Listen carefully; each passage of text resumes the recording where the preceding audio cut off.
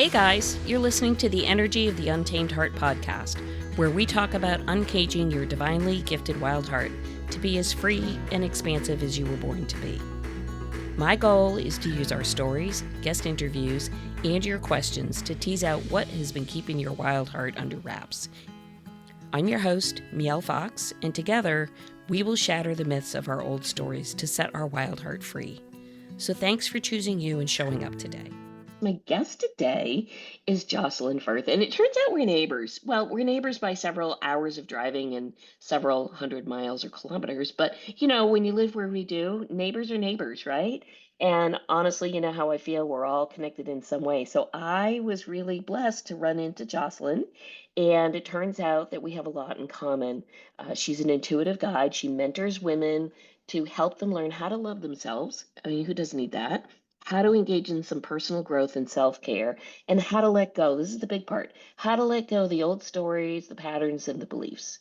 So, everybody, I mean, who doesn't want this? We all want this. That's why I do the podcast. That's why there's so many light workers and healers. That's why, honestly, there's therapists out there. Why? Because we've sort of muckied up the mucky coming to Earth and being humans, and we lose touch a little bit with what's really important. So Jocelyn's going to jump on today, and her area or zone of genius is to help use the tarot. I don't know if she has a favorite deck. We're going to talk about that. But the tarot in her wellness toolkit. So she's got a lot of things in her toolkit. I mean, that's not her only one. She's got the Akashic Record certification. She's a tarot reader, nutrition coach, chakra balancer, also certified in the Hawaiian practice of Ho'oponopono, which is about forgiveness, not just of others, but of course of yourself.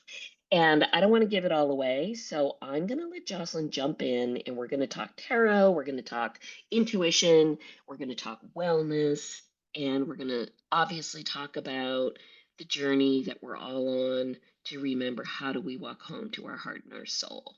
So here we are, Jocelyn. Welcome to the Thank, show.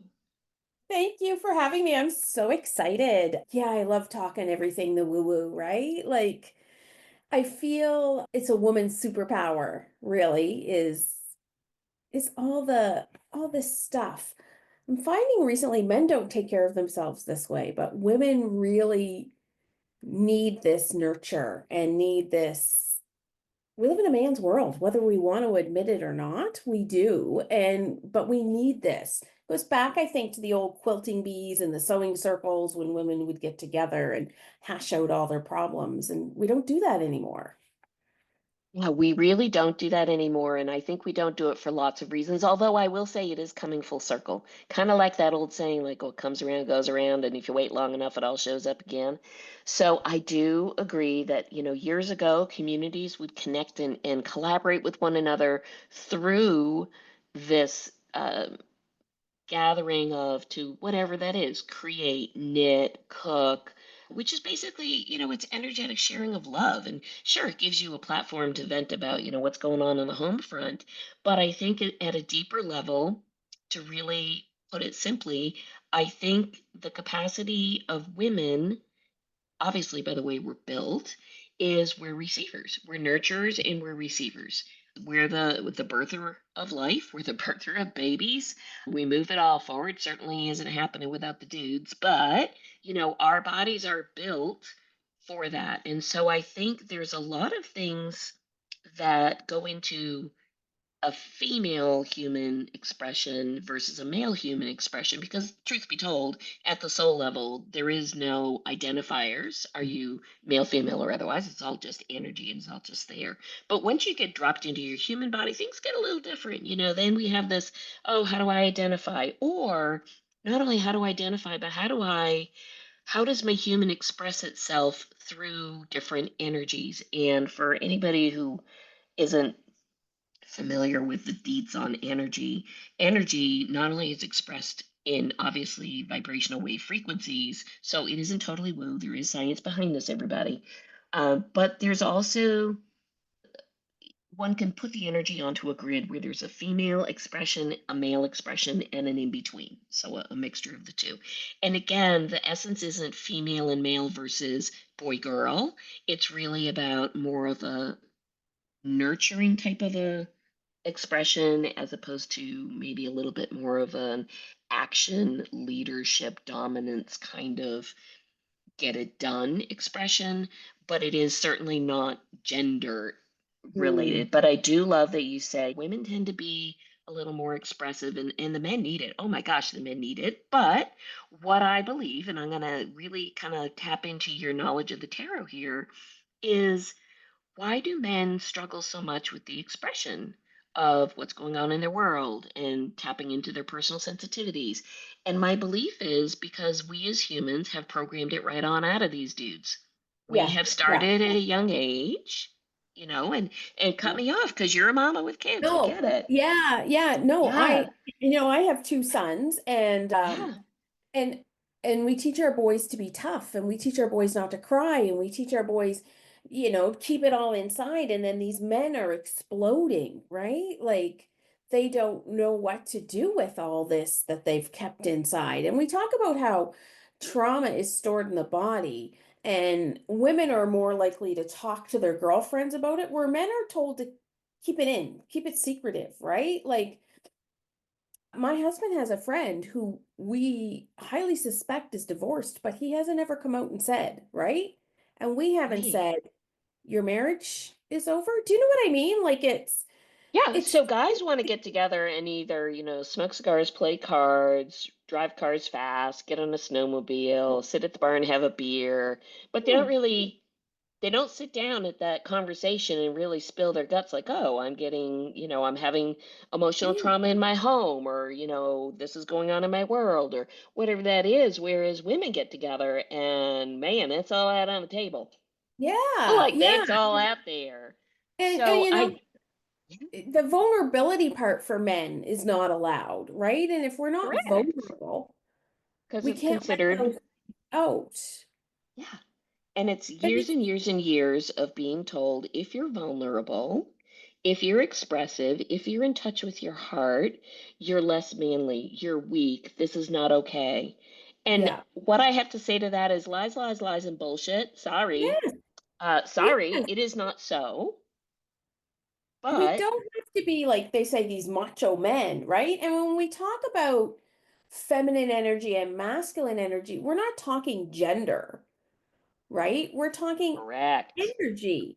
And we all have feminine energy and we all have masculine energy, and it's a balance of the two. And I think men are afraid of that word feminine, that they have this feminine energy because they're taught that to be feminine you're less than, to be feminine you're, and we're all taught this, you're not enough, you're not smart enough, you're not driven enough, you can't do enough. And so for the women who are successful, they have had to like stifle their feminine energy. Like I don't know how they, like I think of So Martha so it's Stewart. it's the flip side of the same coin though, don't you Yeah. think? Yeah. Because just as we tell, not we tell, but it has been expressed to our male population growing up, if you express, if you're vulnerable, if you're in touch with your feelings, you're less than, you're not enough, it's girly, whatever the story is, which I think is a pile of crap. But that being said, the flip side of the coin is where we used to gather and do whatever, knit, cook, walk, whatever the thing is. That went by the wayside when women went into the the Work. workforce. Yeah. And guess what? Now they became very masculine in their expression. Yeah. Do you recall in the 70s and 80s the suits, the business suits that Yeah. women would wear? Because why? They were trying to be more like the men. They would be more Yeah. respected if they looked Yeah. like a man. And so the dichotomy here, or the duality of what is accepted and what isn't. And I think it's kind of screwed up to me that it's more acceptable for women to express themselves more Really. masculinely. Yeah. That kind of went a little more mainstream. Granted, it also comes with its own set of baggage, like she's too independent, she's too strong, Yeah. she's too Yeah. blah, blah, Yeah. blah, blah, blah, She doesn't need whatever. this. Yeah. Yeah, all that. So there is that. But for some reason, that sort of wove into the fabric of more modern day society, I'm going to say, with a little more ease than the flip side of if you're a guy, it's not cool for you to step into your own Yeah. emotional receivership. And I find it tragic, to be honest.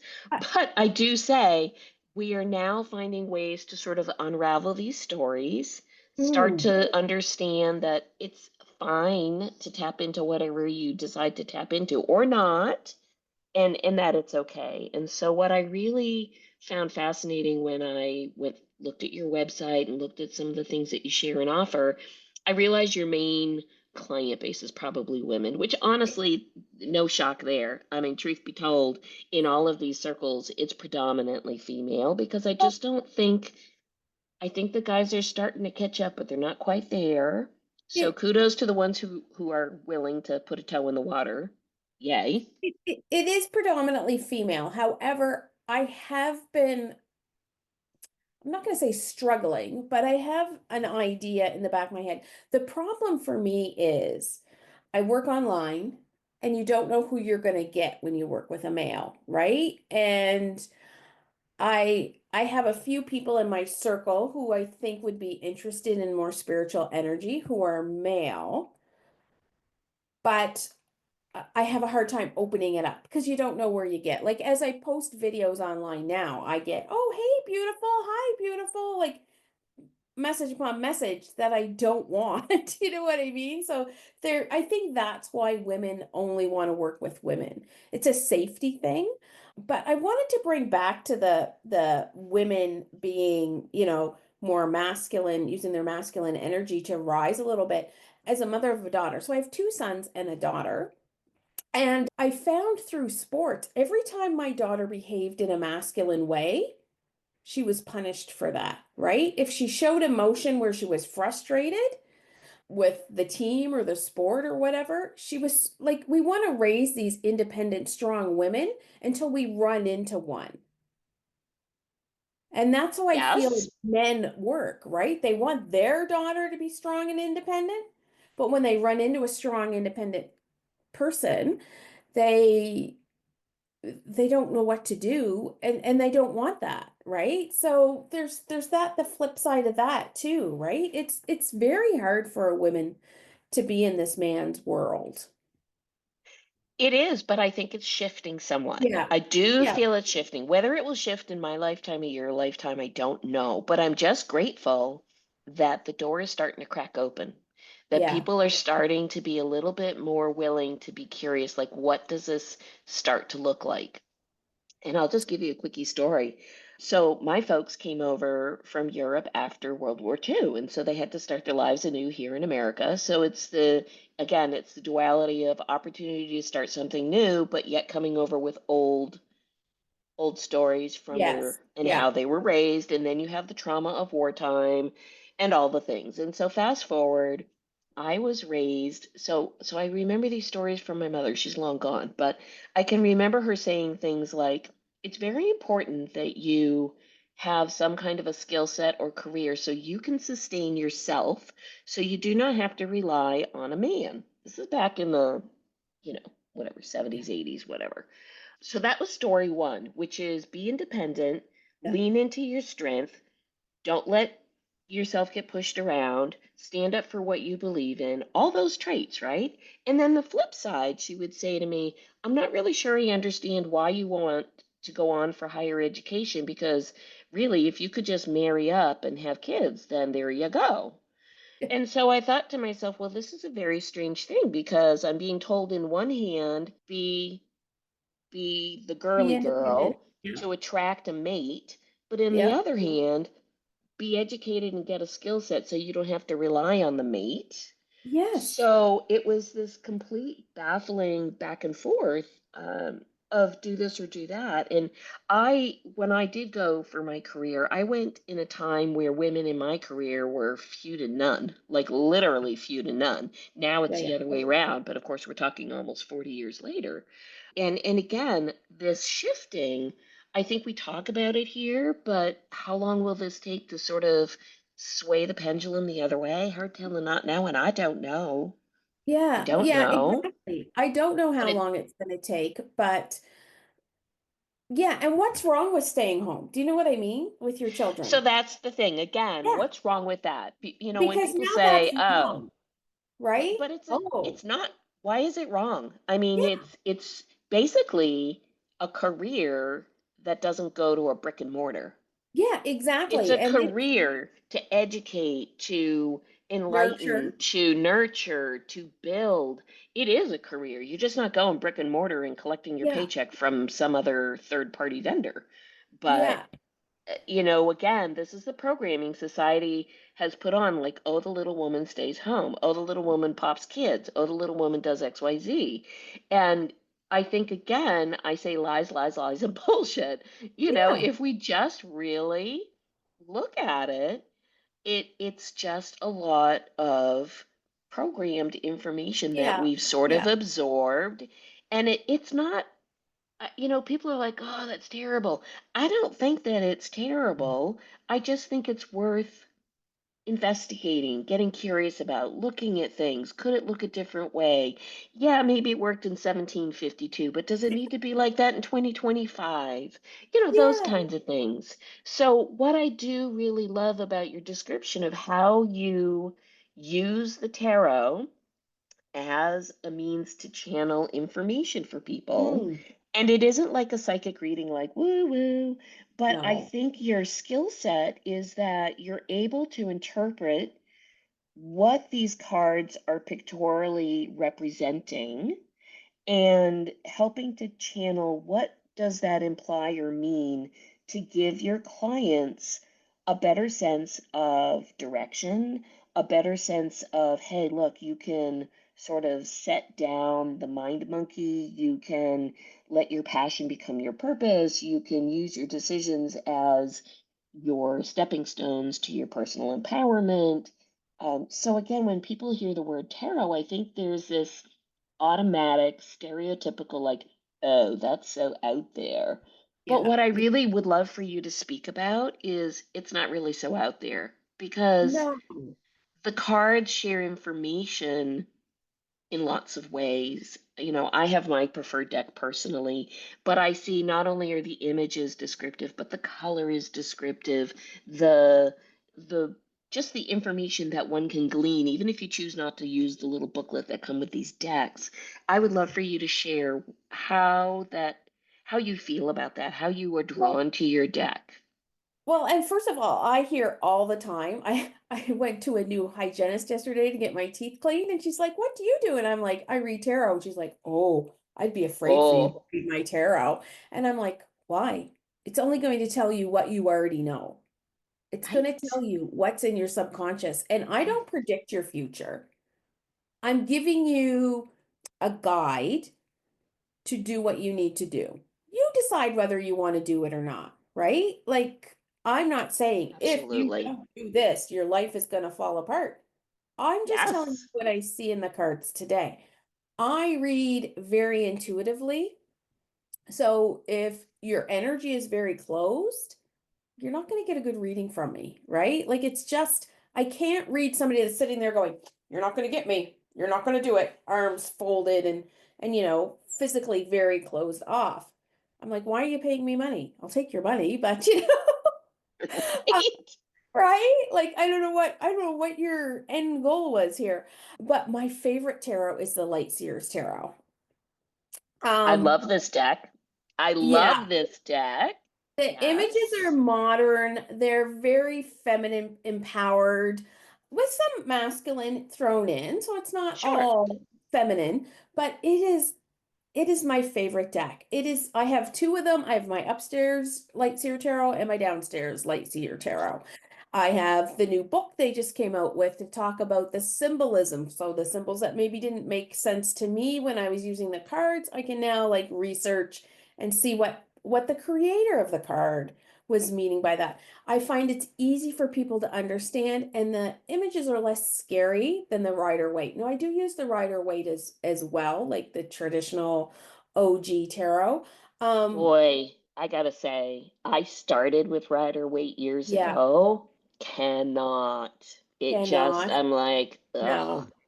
Yeah. just does not. I picked up the Light Seers, and for anybody who's really into IT tech. They actually have an online version of it, Well, which is and their interesting. website, Yeah, I should get like affiliate for that Light Sears Tarot because their website right?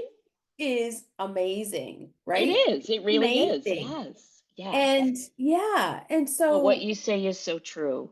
It speaks to now.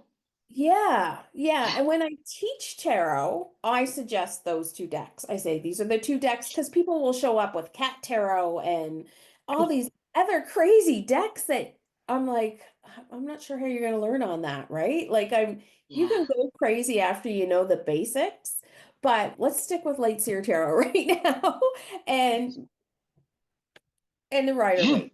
Yeah, Yeah. yeah. So, can you share with the listeners? So, I think there's probably some folks out there that hear the word tarot and, of course, have the instant like, OMG. Oh, and Mm. by the way, so glad you got yourself a nice new hygienist that worked well for you. I happen to be in the oral health care business. Oh, So, that's nice to hear. We won't go down that road, but it's just nice to hear. But it's so interesting when you say the word tarot, people go, ooh. mm. And yet when you and a little bit less so with the word oracle, but I think there's a misunderstanding of what these types of decks are here for.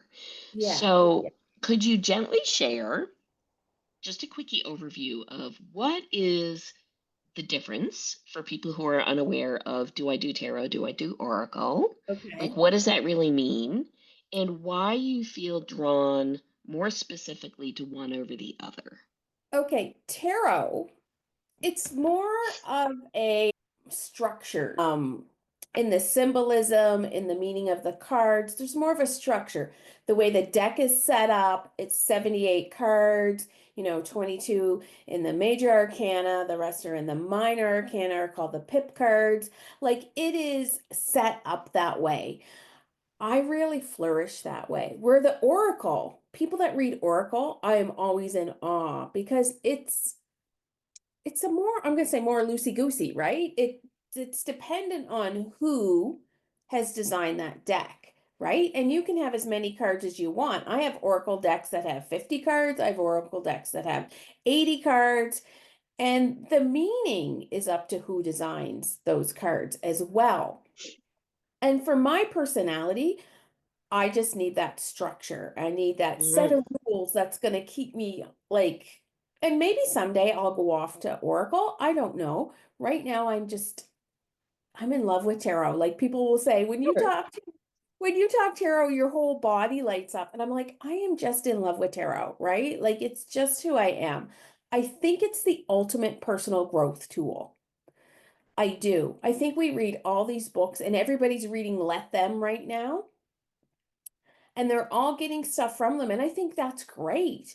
But they're all getting the same message. Do you know what I mean? They're not Yeah. getting the personal Yes. message for them. Where when I read your tarot, we could talk about the book, Let Them, what you took from it and what you need from it, right? And how to change things in your life. And you can take that or you can leave that, right? Like some people are very Absolutely.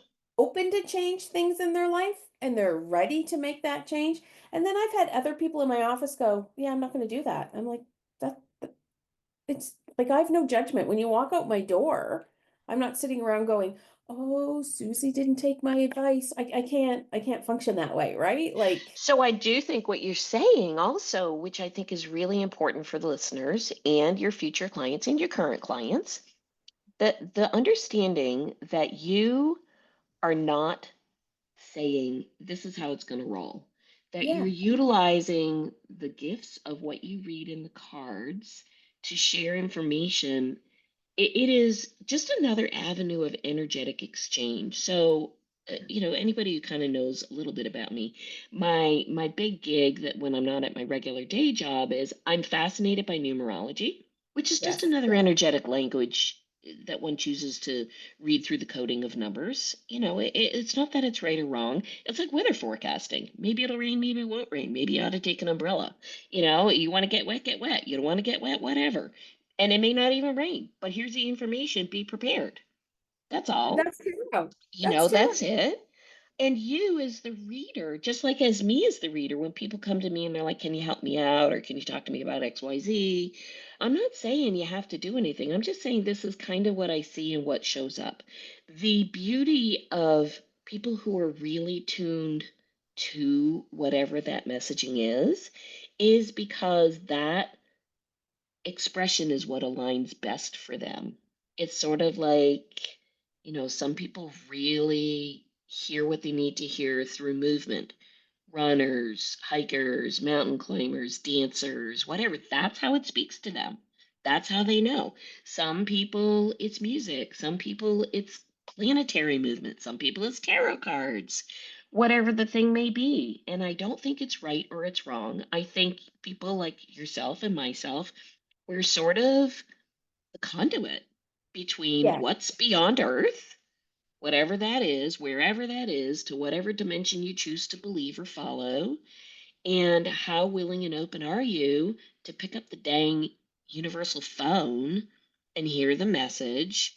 And you and I are like the phone cord or the Wi Fi channel. We're just kind of bringing it in.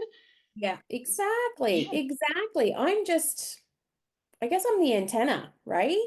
correct. Think of the Yeah, 1970s TV or the cell phone tower if we want to make that, right. right? That's just Modern who I day, sure, am, sure.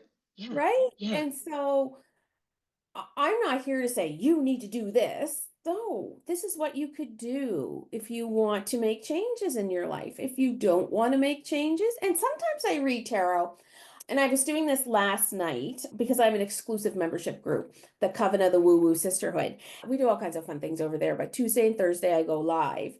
And so I would put out three cards, and whoever was on could tell me which card was their card. And I'd flip the card, and I read one card and it was a three of swords. And the three of swords, it's like it's a heart stabbed with swords. It's really like a heartbreaking kind of card, right? And so I'm reading it for this, and I'm like, I'm telling you all this, but I can't figure out why, and I hope it makes sense. And she goes, it makes perfect sense to me. And so like I am just the antenna bringing you the information. No Right. different than if you're watching TV or you're using, like you said, your Wi-Fi. I'm just bringing it to you. You decide what channel you're going to watch, what website you're going to go to, right? Like I don't decide Correct. any of that. Yes. Yeah. So let me ask you this. When someone says, "Oh, hey, Jocelyn, I really love for you to do my cards." So I have my own perception of this and my own idea about this, but I just want to hear yours. When someone comes to you, do you have a particular spread that you like to use? Do you sort of base your spread based on what their question intention might be? I often use the Celtic cross for an hour reading. I find a lot of people come to me and they don't know what to expect in a reading, and the Celtic Cross gets a lot of good information. It deals with the past, it deals with the future. Do you know what I mean? It deals with Yes. challenges. And so I like to use that one for like an hour or so reading. But I get people often that want like a three-card spread. And so that would just usually be past, present, future. But to tell you the truth, a lot of people come to me and they don't know what they want clarity on. They just Okay. feel they need some clarity. And Sure. so I love those people, right? Like they don't know, like I'll say, do you have any questions? No. I'm like, okay, Tara loves questions. What do you need clarity on? Oh, I don't know. I'm like, okay, let's just go with that, right? And we just go with that.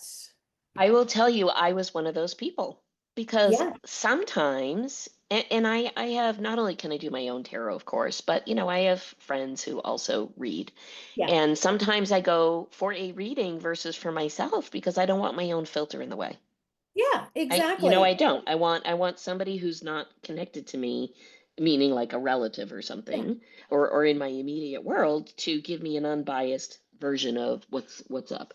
And oftentimes it's absolutely not out of my wheelhouse to know, hey, I'm not really here for any specific question. I'm just sort of like I have a sense I need something. I don't really know what the something might be. So I'm gonna just allow you to do what you do and let the cards bring through what needs to come through, and there you go.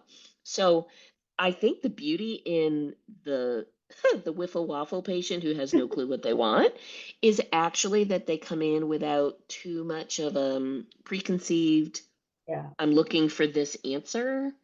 because that in itself, we all know you can read into something any old which way you want. Yeah. Yeah. So I think sometimes that's kind of nice. At the same time, there are a lot of divination kind of tools that we all use to help us sort of clarify things. Like I happen to have pendulums, Yes, I when love I'm sort pendulum. of, down to like, is this really a great direction for me? Yay, nay. I can gather that same information through a card, through the pendulum, through muscle testing, through numerology. So again, I think people get hung up on what is the tool Mm, versus what is the result of utilizing the tool. yes. And I find sometimes when people do have a question, their question isn't pertinent to themselves, right? I am reading the person. I'm not reading your ex's new girlfriend, right? I get that a lot. Can you tell me if my ex is really in love with his new girlfriend? And I'm like, let's talk about you and why you care about this and how you can get over this and what lessons you can learn from this. Because if he is really in love with his new girlfriend, what are you going to do about it? And if he isn't, that doesn't mean he's running back to you, Right. right? Like Right. I read the person in front of me. Yeah. Because at the end of the day, the only person you can read for is the person in Yeah. front of you. And the only individual who can make the shift or change based on the information you offer is your client. So, Yes. the client is not changing the boyfriend or the boyfriend's new girlfriend. The only piece that the client can shift and move and change is themselves. Yeah. So And again, yeah, I get a lot of people too saying, when am I going to fall in love? And my big thing is you fall in love when you fall in love with yourself. amen. Because, and I'm not going to guarantee that you're going to find a partner when you fall in love with yourself, but your energy is going to be so much better. And you're going to put out a different energy. And you're not going to put out a, oh my God, I need a man because society says I need a man, right? Like you're going to put out an energy of this woman knows who she is and loves who she is. And when we love ourselves, things like amazing things happen. And I'm going to tell you, there's days I love myself and there's days I loathe myself. It is a constant um, work in progress. We're not going to love ourselves every day. I have a fabulous husband. I don't love him. I love him every day. Some days I don't like him. Do you know what I mean? Like, Absolutely, absolutely. So I'm so glad you're saying this. This, I think, is a really critical, take this to heart information that you're sharing right now, which is when we talk about in order for your outer world to change, you've got to change your inner world. You've got to, yes. if you want love on the outside, you've got to have love on the inside. Coming home to who you are, to who you really want and desire to be as far as how you choose to express. You've got to begin within. And that's why I call it the journey of remembering how to walk home to your heart and soul, because we've kind of muddied it up. But what I really want to say is coming home to yourself and understanding the concept of self love and self value and self worth doesn't equal every day as a big old bowl of cherries. Yeah, That it will never be so because we're human, exactly. because every day we have free will and choice, because we don't live in a vacuum. We interact with others in the world. And just by virtue of those things, being the soul in the human body, having the human experience here on earth, all those things, you're really what I call self love is the place of self acceptance. It means Yes. it's okay if I have a shitty day. It's okay if I don't like myself today. It's okay if I don't like my husband, but I love him. It's okay because we're going to have both. We're going to have the days where we're walking on clouds, and we're going to have days where we're trudging through the mud. And the trudging mud days don't equal I don't love myself. It just means, hey, man, I'm having a hard day. Yeah. And, you Yeah. know, And, okay. and that's It's okay. all good. Yeah. And, and I want to talk about like forgiveness and self-forgiveness because I think that's a big missed subject in our topic in our health and wellness. And I think people are about self-care, which I had this my hygienist, I just loved her. We just found her. Anyway, we had this talk yesterday. I said you were on my adult self-care list because I hadn't been to the dentist. I needed new glasses. I needed a mammogram. So that is all self-care, right? But we think self-care is going to the spa with our girlies or getting our nails done. And that is self-care too, if it makes you feel good. So we talk about self-care and we talk about self-love like they're intertwined and they're not, right? But we never talk about self-forgiveness. And that is like the biggest piece, I think, to this puzzle is forgiving ourselves for the choices we've made. You're sitting in bed at night and you can't sleep and you're thinking about something you said to little Johnny in grade two and, how terrible of a person you were. And let that go. And that's where the Onopono comes in my business. Like we need to let that go. And I'm a Yeah. work in progress myself for that, right? And Aren't so we all? yeah. Yeah. And I just think like self-forgiveness is such a missed opportunity in our work and with our sisters. Do you know what I mean? Like I forgiveness, do. And I we think what's gain very 20 pounds interesting, and we gain and then 20 we pounds beat and we ourselves hate up. ourselves, Yeah. right? And Because of just the stories. Yes. yeah, yeah. Why Yeah. did you gain 20 pounds? You had a baby? You're going through menopause and it's terrible? Like, Yeah. Yeah. For sure.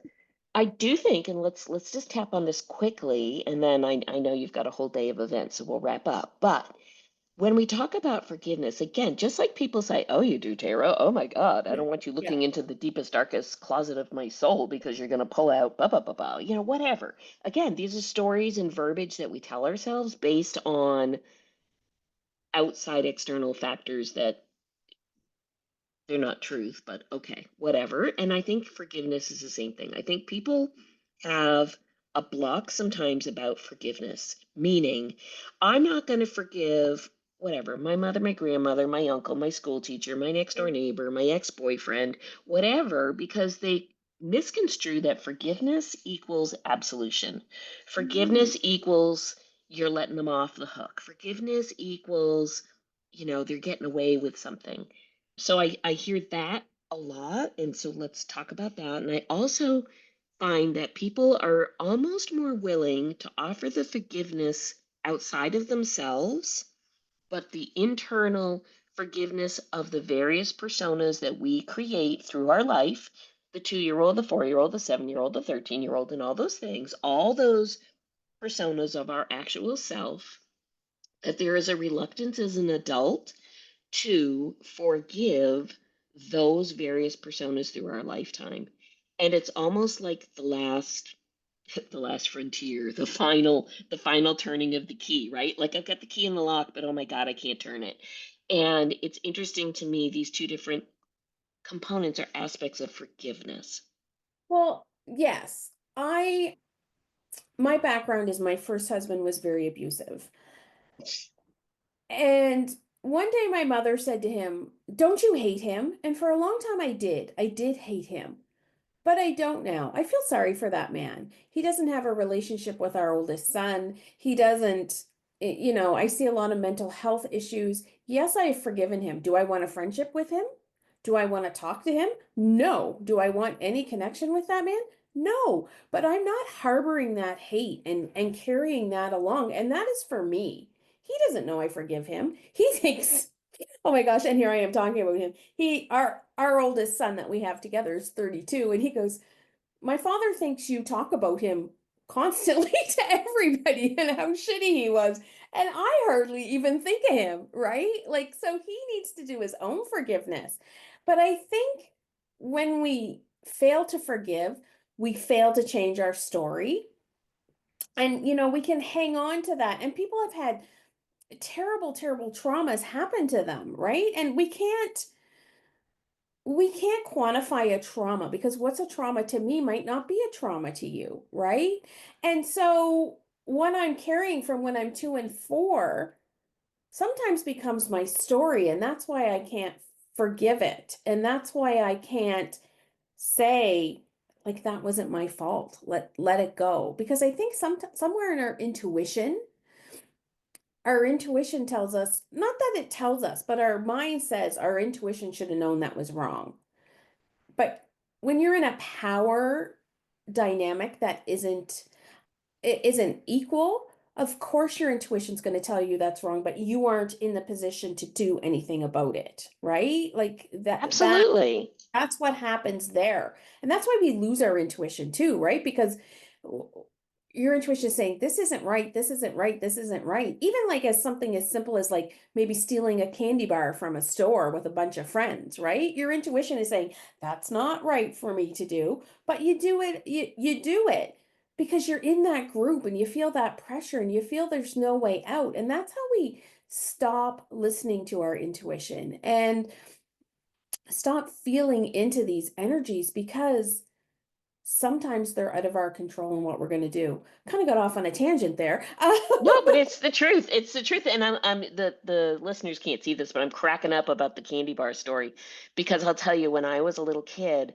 I lived in a small town and we had a little grocery store and a little drugstore, and all my little pals dared me to go steal a little thing of like lifesavers or Yeah. something, little Yeah. candy, right? And I was like, oh, I can't do that. I'm not supposed to do that. I know that's not the right thing. And of course, they're like, oh, you're a wuss, you're a weenie Yeah. if you don't do it. So I sucked it up and, of course, took the risk that I get caught, and I stole the stupid little lifesavers, and I came out and I showed them in the parking lot and I go, there you go.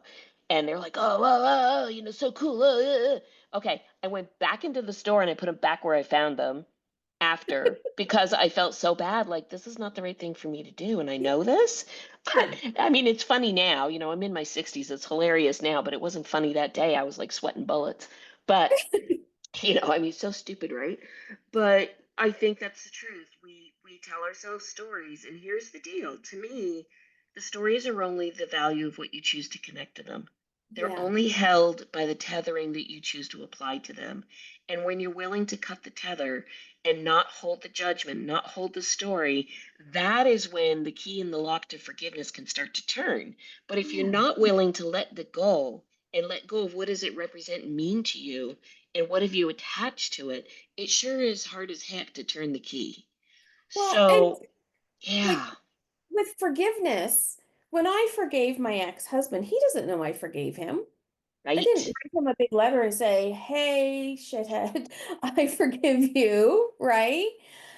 That's for me. And when they say forgiveness is Yes, for you, I don't need to carry that hatred around. That doesn't serve me. That doesn't serve my family. Do you know what I mean? They carry that absolutely. around. And so and I forgive myself for making those choices, right? Because I sometimes like feel I made this choice and then I remind myself I got this great kid out of this choice that I made, right? But I need to forgive myself for the choice I made that made some years difficult for me, made a lot of years difficult for my son, and still making years difficult for my son, right? I have to forgive myself for that because I did what I did with the skill set that I had and with the information that I had At the time. at the time. And I And there think it is. I've like nobody's parents are perfect. There's nobody's parents that are on a sitcom. Some parents are, better than others. And I think we always have to remember our parents did the best they could with what they had, Absolutely. And right? I think there's also it's so much easier as an adult to look back and say your lens through which you're able to see these things changes with time. I will say Yeah. that. I Yeah. absolutely will say that. I had a difficult childhood. I had a very dysfunctional upbringing, and I held a lot of resentment for my parents for many, many, many, many years. I'll leave it there. And because my veil or my lens through which I was recalling these past events was without the full understanding of what was their situation, Yeah. what was their upbringing, what were their pieces of baggage that they couldn't let go of. And now, of course, they're gone. And as an adult, you look back now and you can say, oh, my 10-year-old had no clue, but my 40-year-old has a clue. Yeah. Yeah.